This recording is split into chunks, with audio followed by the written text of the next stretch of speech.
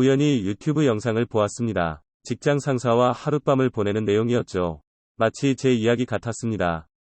저도 대학 졸업하고 중소기업에 취직을 했습니다. 그리 큰 회사는 아니지만 나름 탄탄한 회사였지요. 영업지원팀이 제 첫 번째 부서였습니다. 말 그대로 영업팀을 지원하는 부서였고, 거래처를 관리하는 일이 주된 업무였습니다. 회사에서 업무가 가장 많은 부서 중 하나였지요. 40대 초반의 팀장님이 있었고 그 밑으로 4명의 직원이 근무를 했습니다. 그중 가장 고참은 30대 중반의 대리님이었습니다. 대리님은 팀의 유일한 여직원이었습니다. 하지만 카리스마는 다른 남자 직원들을 압도했지요. 팀에서 가장 무서운 분이기도 했습니다. 입사하고 몇 달간은 엄청 깨졌던 것 같습니다. 실수라도 하는 날에는 대리님께 엄청 혼이 났어죠. 하지만 다들 뒤끝이 없는 사람들이었습니다. 맡은 일만 정확히 해내면 다른 간섭은 없었습니다. 실수가 있어도 그때 혼나고 끝이었죠. 그런 날은 어김없이 회식이었습니다. 팀장님은 팀의 화합을 중시했습니다. 서운한 일이 있어도 회식을 하면서 달래주셨죠. 그렇게 대리님께 혼이 나도 저녁에 서로 풀었습니다. 하지만 그래도 대리님은 너무 무서웠습니다. 찔러도 피 한 방울 안 나올 것 같은 느낌이었죠. 그래서 오히려 매번 정신 바짝 차리고 일을 했습니다. 그래도 사고는 계속 일어났습니다. 한 번은 대박 사건이 터졌었습니다. 발주 물량과 출고 물량에 차이가 생긴 것이었습니다. 거래처의 주문서와 우리 쪽 발주서 수량이 달랐습니다. 거래처에서 입금을 받는 과정에서 발견이 된 것이었죠. 당장 수천만 원의 손실이 발생한 상태였습니다. 팀장님은 사장실로 불려갔고 대리님께는 엄청 깨지고 다시 확인 작업을 벌였습니다. 팀 전체가 난리도 아니었습니다. 거래처와 주고받은 모든 서류들을 뒤졌고 담당자의 메일도 모두 확인했습니다. 다행히 결국은 거래처의 실수를 찾아냈지요. 거래처 담당자가 자신의 실수를 덮으려고 발주 이후에 주문서 수정을 했더군요. 다행히 백업 파일을 찾아서 확인을 하게 되었죠. 그제야 억울함과 서름이 밀려오더군요. 그날 팀장님의 주선으로 회식을 하게 되었습니다. 저는 주는 술을 연거푸 들이켰습니다. 결국 저는 만취가 되었고 어느 순간 잠이 들었습니다. 그런데 옆자리에 웬 여자가 코를 골면서 자고 있었습니다. 그것도 알몸으로 이불까지 걷어찬 상태였죠. 사고가 터질 때보다 더 소름이 끼치더군요. 감히 범접하기 힘든 무서운 대리님이었습니다. 그리고 조금씩 기억이 돌아오기 시작했습니다. 분명 억울한 마음에 말다툼을 했던 것 같은데 어느새 기분이 풀어졌던 것 기억이 났습니다. 그리고 대리님과 몸을 섞었던 장면이 떠올랐습니다. 순간 큰일 났구나 싶었습니다. 대리님은 정말 아무것도 걸치고 있지 않았고 완전 무방비 상태로 잠을 자고 있었습니다. 대리님의 몸에는 체액이 말라붙어 있었습니다. 어젯밤의 일이 상상이 아니라 사실이었던 것이죠. 무방비 상태의 그녀를 보면서 무서운 생각이 들었습니다. 그런데 그때 대리님도 부스럭거리며 눈을 뜨시더군요. 대리님 역시 엄청 놀라시는 눈치였습니다. 아마도 대리님도 대충은 기억하시는 것 같았습니다. 유튜브 영상들처럼 담담한 대화는 생각도 못했습니다. 서로 시선을 피한 채 옷을 챙겨 입었습니다. 그때가 새벽 4시쯤이었던 것 같습니다. 우리는 각자 택시를 타고 집으로 향했습니다. 대리님은 없었던 일로 하자시더군요. 저도 그렇겠다고 했습니다. 집으로 돌아오는데 머릿속이 너무 복잡했습니다. 대리님이 나를 고소하지 않을까 하는 걱정도 들었습니다. 그렇게 아침에 다시 회사로 나갔습니다. 술을 그렇게 먹고도 다들 멀쩡한 모습이었습니다. 대리님도 평소와 다를 게 없는 모습이었죠. 하지만 저랑 눈을 마주치지 않으시려는 게 느껴졌습니다. 속도 좋지 않은데 대리님 눈치까지 보였습니다. 시간이 너무 안 가는 느낌이었습니다. 그렇게 퇴근 시간이 다가왔습니다. 그런데 대리님이 메신저로 말을 걸어왔습니다. 퇴근하고 잠깐 보자는 것이었습니다. 어쩔 수 없이 알겠다고 했습니다. 우리는 회사 근처 해장국집에서 만났습니다. 대리님은 어떻게 된 일인지를 물으셨습니다. 저는 기억이 나는 것만 이야기를 했습니다. 대리님은 한숨을 크게 내쉬셨습니다. 정말로 죽을 때까지 비밀로 하자고 당부하셨습니다. 저는 당연히 그렇게 하겠다고 했지요. 같이 밥을 먹으면서 긴장이 조금 풀렸습니다.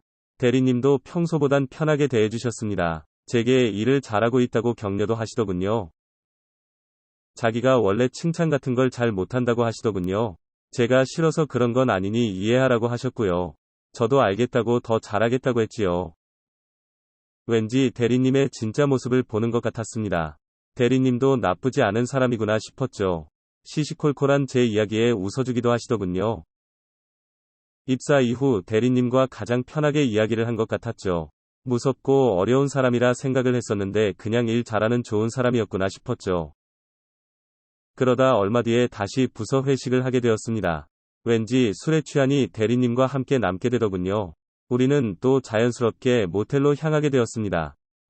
의도한 것은 아니었습니다. 하지만 살짝 기대를 한 것은 사실이었고요. 대리님도 저와 비슷한 생각을 하는 모양이었습니다. 딱히 누가 먼저랄 것 없이 서로를 바라보았죠. 평소에 여자가 아쉬운 것도 아니었는데 그 순간에는 대리님을 원하고 있었습니다. 술은 마셨지만 정신은 멀쩡한 상태였습니다. 별다른 말은 없었지만 우리는 곧바로 사랑을 나누었습니다. 이제는 상대를 똑바로 바라보고 있었지요.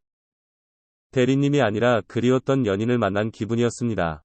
뭔가 마음속 갈증이 해소되는 기분이 들었습니다. 대리님 역시 평소와 너무 다른 모습이었지요. 대리님과 함께하는 게 이렇게 좋을지는 몰랐습니다. 마치 범접할 수 없는 존재를 정복한 느낌이었습니다. 무서운 대리님이 아니라 귀여운 여자아이 같이 느껴졌습니다.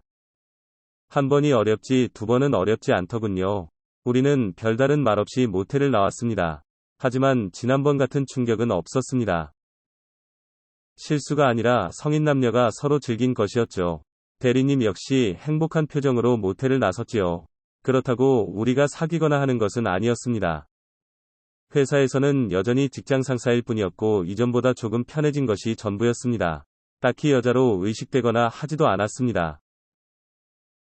하지만 그 다음 회식에서도 대리님과 함께였습니다.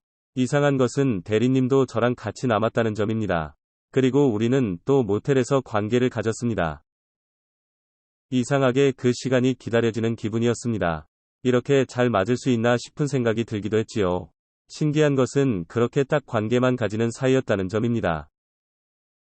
대리님과 관계는 가졌지만 딱히 여자로 보이지 않았습니다. 나이도 많고 성격도 딱히 마음에 들지 않았지요. 당연히 그녀와 미래를 함께하고 싶다는 생각도 없었습니다. 회사로 돌아오면 그냥 조금 친한 직장 동료였습니다. 그리고 회식만 하게 되면 그녀와의 시간을 기대하게 되었습니다. 사귀자는 말 한마디 없이 모텔에서 사랑을 나누었죠. 그렇게 약 6개월가량 관계를 이어왔던 것 같습니다. 그러다 우연히 대리님이 맞선을 본다는 이야기를 들었습니다. 갑자기 그 이야기가 엄청 신경이 쓰이기 시작했습니다. 분명 나는 대리님과 연애를 할 생각은 아니었습니다. 결혼은 더더욱 생각이 없었고요. 하지만 대리님이 맞선을 본다고 하니 기분이 이상했죠. 그리고 다시 회식이 있었고 우리는 모텔에 왔습니다. 익숙하게 그녀와 한바탕 거사를 치루었습니다. 그런데 계속 그녀의 맞선이 신경이 쓰였습니다. 그때 대리님과 합체가 된 상태에서 말을 걸었습니다. 맞선 안 보면 안 되냐는 말이 나왔습니다. 그리고 대리님은 한숨을 내쉬면서 말을 하더군요. 사실 이번 달에 생리를 안 한다고 하셨습니다. 저는 곧 엄청 크게 놀랐습니다. 피임을 신경 썼지만 완전하지 않았던 모양이었습니다. 맞선 본다는 것은 핑계였습니다. 휴가를 내고 중절 수술을 하려 했던 것이었죠. 그렇게 사랑을 나누다 말고 침묵했습니다. 서글픈 그 표정이 너무 불쌍하다 생각되었습니다. 그리고 그때 미안한 마음이 밀려왔습니다. 그리고 약간 흥분이 되는 것도 있었습니다. 도도하기만 하던 어려운 대리님이었습니다. 그런 사람이 내 아이를 임신했다는 생각이 들었죠. 번식에 성공한 수컷의 뿌듯함 같은 기분이었죠. 뭔가 그녀가 제 것이라는 생각이 들더군요. 그래서 내가 책임지겠다고 했지요. 그러자 대리님이 살짝 놀란 표정을 지으시더군요.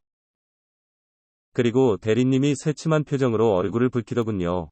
대리님은 쑥스러워하면서 고개를 끄덕였습니다. 그 순간 경쟁을 물리치고 그녀를 차지한 기분이 들었습니다. 이제 내 것이 되었으니 내 마음대로 하고 싶었습니다. 다시 한번 우리는 뜨겁게 사랑을 나누었죠.